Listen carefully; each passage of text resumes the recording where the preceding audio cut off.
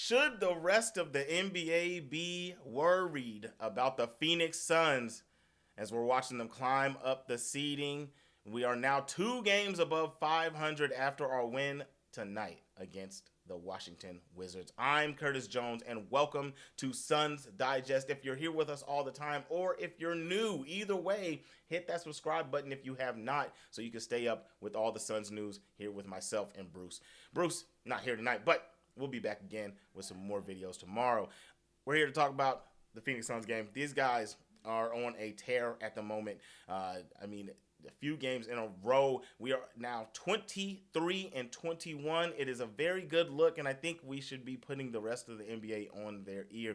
Nick Richards, a beautiful pickup. That man has been balling out of his mind, and tonight was really his breakout Suns performance. We'll get into that in a moment. But first, we're going to take a look over here at the score.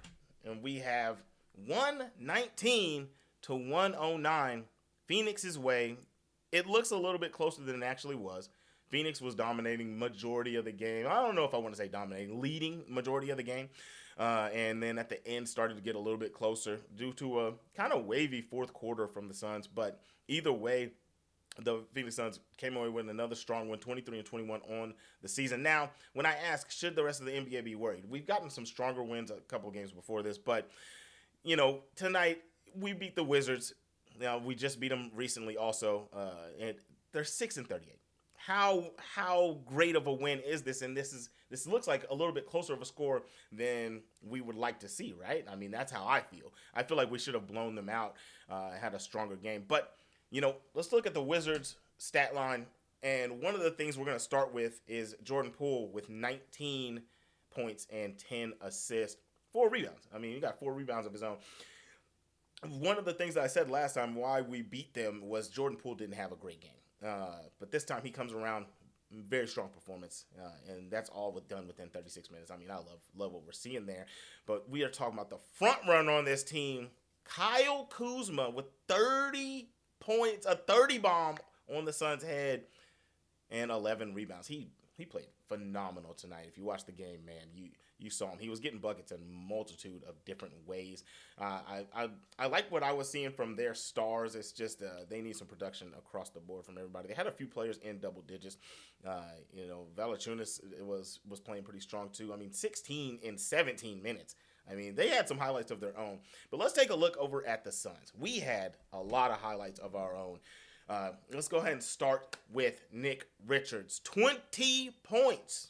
Yes, you heard that right. 20 points from Nick Richards and 19 rebounds, 15 of those coming in the first half. So that's only 4 in the second half. That's probably why the game started to get a little bit closer as the rebounding faltered, and he didn't really have anybody that backed him up too heavily on the rebounding end of the ball. We have the second highest is Mason Plumlee with 8, and then we go down to Devin Booker as the next one. So, that leaves it a little bit rough to try to close out a game whenever you're not getting second possessions or stopping the other team from getting more possessions.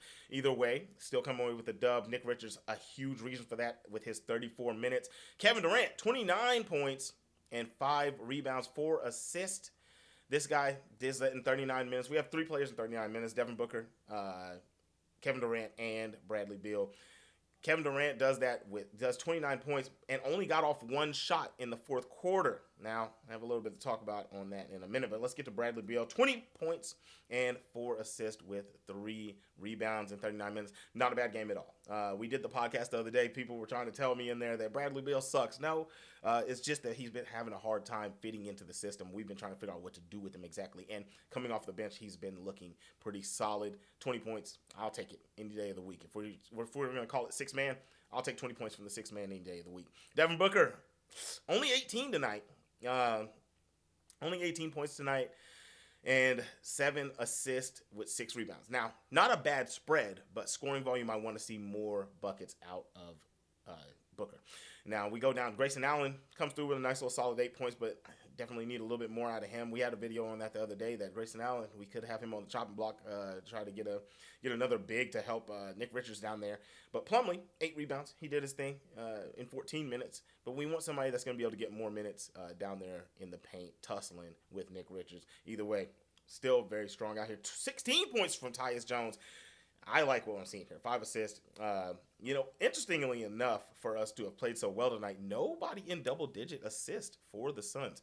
Either way, there's a lot of shining moments and a lot of things to look at here in the performance that we had tonight. Now, if we look at the score, the stats from each team, 13 from 40 for 3 for the Suns, 18 of 41 for the Wizards.